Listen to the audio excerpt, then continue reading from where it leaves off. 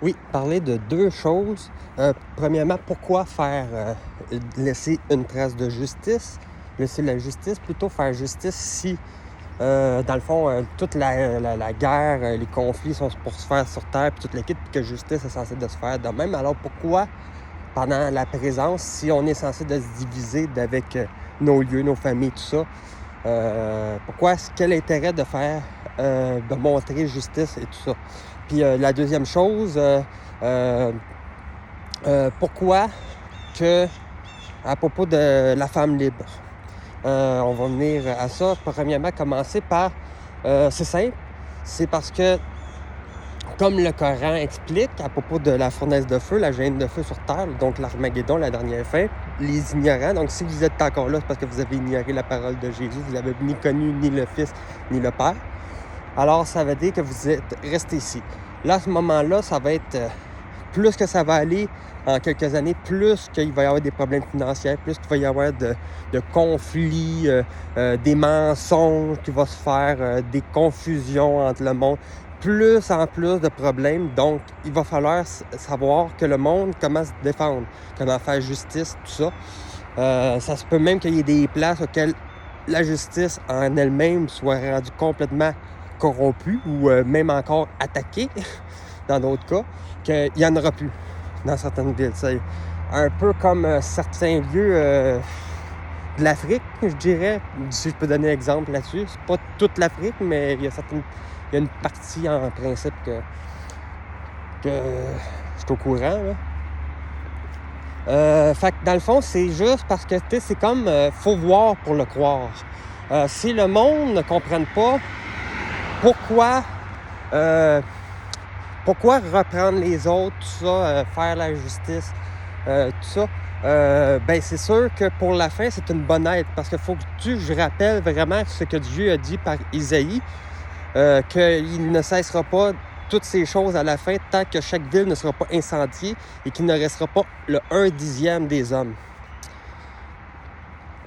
Ça ne veut pas dire que c'est comme les 7 têtes de la bête. Pour moi, c'est comme le G7. Seulement que c'est pas parce qu'il va rester l'Italie et puis le Royaume-Uni que les 5 autres pays, il ne restera plus aucun survivant. S'il reste des survivants dans ces pays-là, forcément, c'est bon que les conseils de justice, ça ce qui donne vraiment le Coran, de se défendre contre ceux-là puis tout, qui en vient à combattre pour... comme le Coran il dit, ou Enoch le dit, s'entretuer. Pour protéger, défendre la société. C'est mieux de se sacrifier pour la protection, pour la société, pour le monde, que de se sacrifier pour l'argent. Se sacrifier pour l'argent, ça ne sert absolument à rien. Ça va juste rapporter des problèmes. Fait que, le fait de montrer, expliquer qu'est la justice, vraiment emmener à régler certains problèmes qui ne peuvent pas être réglés autrement que par ce genre de problème qui est la violence, qui n'est pas tolérable du tout, mais qu'est-ce que vous voulez? Il y a du monde qui ne comprennent pas, puis ils se servent de leur tête pour la violence plutôt que par la parole. Fait que, oui, en partant, en allant immigrer, parce que le Coran dit « Celui qui n'a pas immigré n'est pas encore de Dieu ». Donc, puis en effet, comme Jésus, le même principe, il faut pas regarder derrière soi puis en transporter charrue. Il faut savoir avancer pour soi. Donc, de se diviser de ce monde, comme Jésus dit dans l'évangile de Thomas, Jésus dit, si quelqu'un veut me suivre, il doit renoncer à ce monde. Qu'il renonce à ce monde. Donc, il va falloir partir. Forcément, là qu'on est passé, on laisse une trace de la justice. Cela aide à ce moment-là. Parce que là, présentement, on voit bien que ça commence à rempirer, mais ça va rempirer de plus en plus à un moment où on ne pourra plus renier le fait que le Coran va être valable. Là, parce que même les juges vont se dire, même nous, on est menacés. S'il faut se défendre, il va falloir se défendre. À un moment donné, aujourd'hui, c'est pas précisément comme ça qu'on va penser, mais plus tard, dans le futur, c'est comme ça qu'on risque de penser. Fait qu'à ce moment-là, quand ça va être vraiment le temps, on va tout voir vraiment, quand que le Coran va être employé. Fait que ça, c'est ça la raison pour laquelle c'est important de donner l'exemple de ce qu'est la justice. Comme j'avais expliqué, le crime organisé, c'est l'argent. L'argent a créé le crime a créé la justice. Tout ce qui est en lien avec l'argent, nos vies vaut bien plus que l'argent. Nos vies vaut bien plus qu'un business, que nos maisons avec du bois et de la pierre, de la brique, tout ça. Notre vie vaut plus que toutes ces choses-là. Notre vie vaut plus que la nourriture. Tout, c'est nous qui sommes ce qui vient qu'on n'est pas en dépression de solitude puis à se suicider parce qu'on est seul. Nous, on est vraiment la vraie richesse. La nourriture nous permet de vivre, mais la vie est plus que la nourriture, comme Jésus dit. Puis le corps est plus que le vêtement. Donc nous, c'est nous la vraie richesse. Il n'y a rien de plus, juste nous. Pour ce qui est de la femme ensuite. La femme, comme Jésus dit, Jésus il explique que l'homme ne doit pas répudier sa femme. En d'autres mots, il ne faut pas qu'il l'écarte. Une fois qu'un homme a pris sa femme, il la garde. Puis il reste fidèle, puis il reste avec sa femme. Puis quand il est question, comme du Coran, on nous explique que si votre femme veut s'en aller avec un autre, vous devez la préparer convenablement. Il est dit aussi de ne pas prendre de femme contre leur gré. En d'autres mots, la femme, elle peut répudier son homme, mais l'homme ne peut pas répudier sa femme. On est dans un contexte comme celui-là, si on prend l'équilibre entre Jésus et Mohamed, il y a un équilibre, dans le fond, il y a un raisonnement, si on suit précisément ce qui est écrit, ce qu'il donne. Parce qu'il ne faut pas oublier que c'est des hommes qui en parlent, mais au bout de la ligne, ça vient tout de la même personne, de la même conscience plutôt de Dieu. Fait que si vous crachez sur un prophète, vous crachez sur Dieu. Donc, si vous crachez sur un prophète des écrits de la Bible, vous crachez sur Dieu. Fait que, j'ai déjà été chez quelqu'un à un moment donné, puis j'avais parlé à propos de Jérémie, du prophète Jérémie, puis le gars, il m'a dit, moi, je l'encule, Jérémie, je m'en fous de lui. Fait qu'en d'autres mots, il est en train d'enculer Dieu. C'est exactement ça, l'histoire.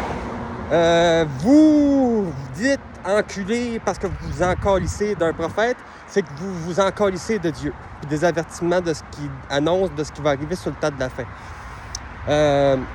En d'autres mots, ce que je suis en train d'expliquer là, je ne parle pas non seulement au nom de Jésus, mais aussi au nom de Mohamed. Et donc, la femme est une femme libre. Parce que l'homme, il ne peut pas répudier sa femme. Si on commence à s'en prendre à nos femmes parce qu'on l'a choisi, il va être où notre tort à nous, les hommes? On ne verra jamais de tort, mais on va tout le temps mettre le tort ces femmes. Fait qu'il y a un équilibre en quelque part parce que comme Abraham, dans le testament d'Abraham, il dit « Ne prenez pas des femmes étrangères ». Puis en même temps, le même fait pour le Coran qui suit la même chose. Le Coran dit « Prenez des femmes qui ont la même croyance que vous ».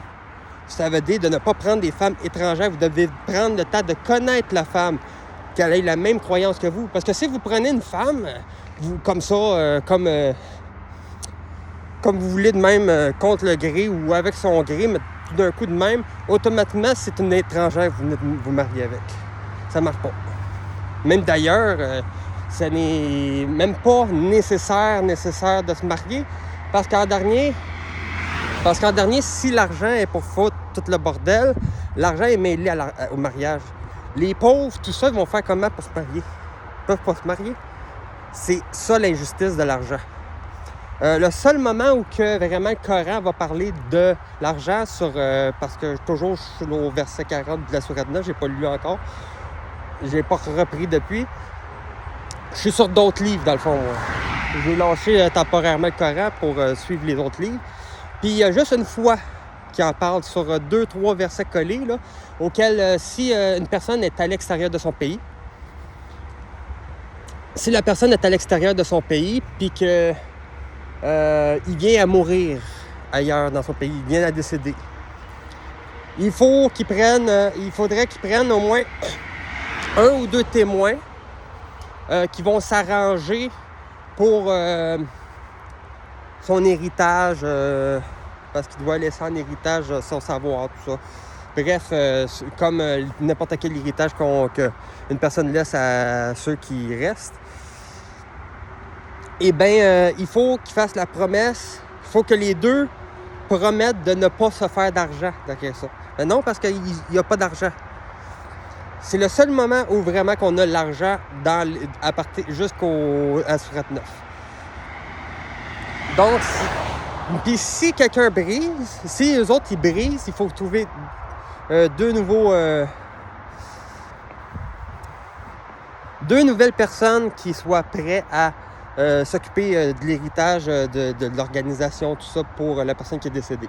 Pour son enterrement, si elle se passe là, ou qu'elle se passe, qu'il soit transporté son corps. Mais personnellement, c'est comme Jésus dit à propos pour le temps de la fin, ça me semble évident que c'est pour le temps de la fin qu'il parle de ça. Eh bien, laisse les morts enterrer leurs morts. C'est pas compliqué. C'est que si vous émigrez, vous n'êtes plus avec vos proches. Vos proches décèdent, vous n'essayez pas d'enterrer vos morts. Vous essayez de continuer pour vous, puis eux, ils ont trouvé la mort parce qu'ils ont décidé de rester. On laisse les morts enterrer leurs morts. Ça, dans le fond, ça va très bien dans ce contexte-là. Ça rentre très bien. Fait qu'en d'autres mots, c'est comme, par exemple, l'homme a le droit à plusieurs femmes, mais la femme, elle a le droit de sacrer son camp. C'est à peu près ça que ça ressemble. Mais l'homme n'a pas le droit de repousser sa femme. Si l'homme, il veut répudier sa femme parce qu'il voit le vrai visage de sa femme, c'est parce que l'homme a fait l'erreur de prendre une femme étrangère. Il a été impatient, il voulait tout de suite avoir une femme, il n'a pas fait attention, il n'a pas pris le temps de la connaître, tout. Puis c'est le même principe dans le Coran qui explique que si la femme part avec un homme, puis elle s'en va avec un autre homme, comme vous, par exemple, vous devez attendre au moins 40 jours. Une affaire comme 40 jours. 30 jours plus 10 jours, ce qui fait 40 jours. Je pense qu'il y avait une affaire de même décrit dedans. 40 jours. Puis avant d'avoir des rapports sexuels avec elle, vous devez attendre 4 menstruations. Ça veut dire 3 mois et une semaine à 4 mois. Parce que ça se passe à tous les mois. Oui, depuis la dernière fois que j'en ai parlé, j'ai fait mes recherches sur Google. C'est bien à tous les mois pendant une semaine de temps. Fait que 4 menstruations, 4 saignements. C'est sûr que si la femme apprend la pilule parce qu'elle n'a pas elle peut pas avoir tombé enceinte, elle ne tombera pas vraiment en menstruation. Fait que on compte quand même 3 à 4 mois. Ou 4 mois, dans le fond, pour être certain.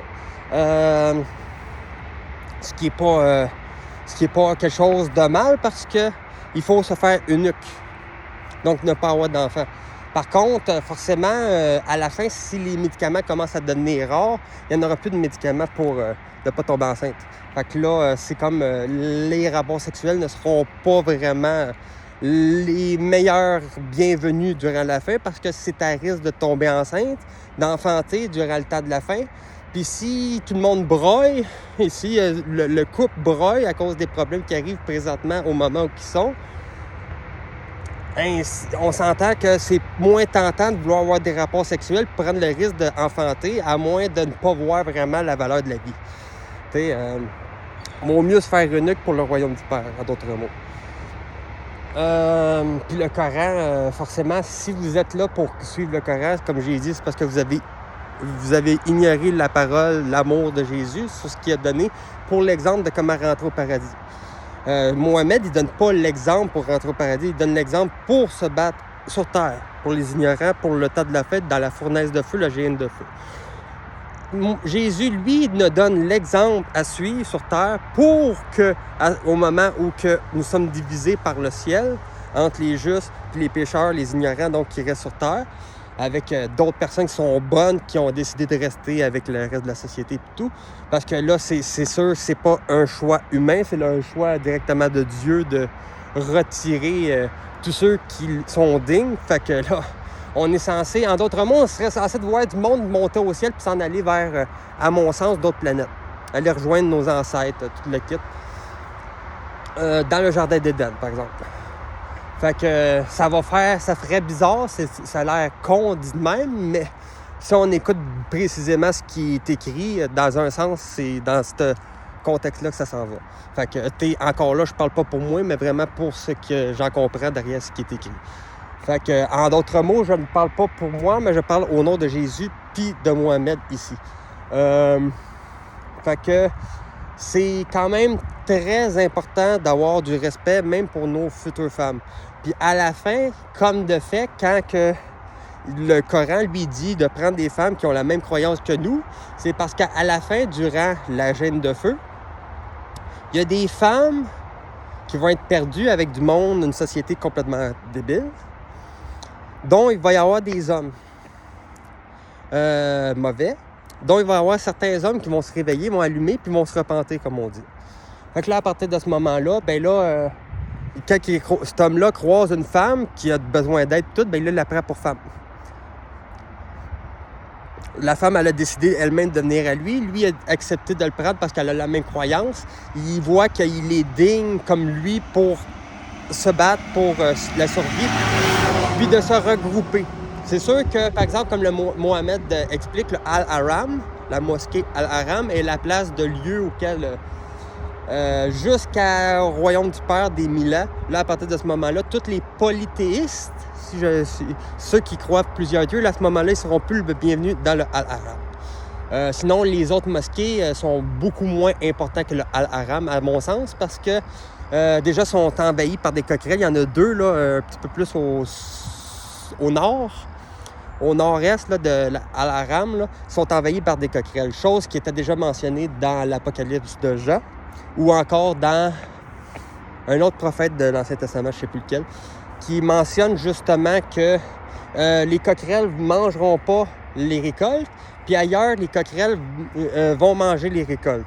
Ils mangeront, celui qui ne mangeront pas les récoltes, ils vont juste venir tourmenter.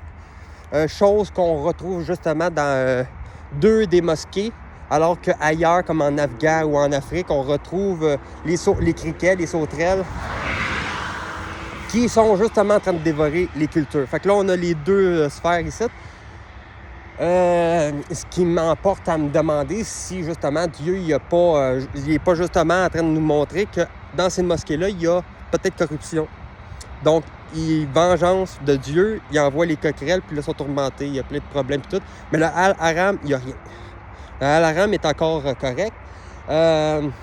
C'est sûr que sur le contexte, les personnes là, qui décèdent à cause de la chaleur, c'est sûr qu'un petit paravent autour, tout en laissant à la lumière du soleil la mosquée Al-Haram, ça serait toujours mieux pour les journées bien chaudes, mais bon. Après ça, c'est pas moi qui gère comment ça fonctionne là-bas. Là. Ça, c'est mon avis, après. T'sais. Mais bon. Puis forcément, tous les conseils, les lois de guerre données dans le Coran, forcément, ça se fie parfaitement au Al-Haram, cette mosquée. C'est la mosquée, dans le fond, que Mohamed a réformée. C'est donc une mosquée très sacrée, beaucoup plus que toutes les autres mosquées. À mon sens, il n'y en a pas d'autres. Puis s'il dit... à entendre parler Mohamed dans le Coran, c'est genre la mosquée qui va rester encore à la fin. Fait que je ne peux pas en dire autant des autres mosquées parce que j'en ai pas entendu parler pour les autres. Surtout s'ils ont été créés après le Coran, les autres mosquées. J'en ai aucune idée, là, je connais pas précisément le savoir du vécu de Mohamed, mais c'est ça. C'est un peu le... Il y a... Non, c'est à peu près ça. Fait que, tu sais, respecter, l'amour est plus beau quand la femme a choisi l'homme, puis que l'homme prend le temps de connaître la femme, puis qu'il a, après l'avoir connue, puis avoir vu le vrai visage de cette femme, qu'il a accepté de la prendre. Après ça, les deux sont bien attachés, puis s'ils ne mentent pas, qu'ils ne se cachent rien, qu'ils sont honnêtes entre eux, puis tout, alors c'est sûr que ça va rester unis ensemble. C'est ça qui est plus beau de l'amour. Si on prend des femmes étrangères, forcément, à chaque fois, ça finit en c'est une étrangère, mais on n'en prend pas conscience parce qu'on le voit sur le coup après. Puis là, on se dit, je l'aime pas. Ben oui, c'est parce que tu n'as pas pris le temps de la connaître. Fait que c'est très important de ne pas prendre des femmes étrangères et donc de voir aussi qu'elle ait la même croyance que nous. Même si c'est pas... disons que Jésus, dans l'évangile de Philippe, nous fait comprendre de rester... il suggère le célibat.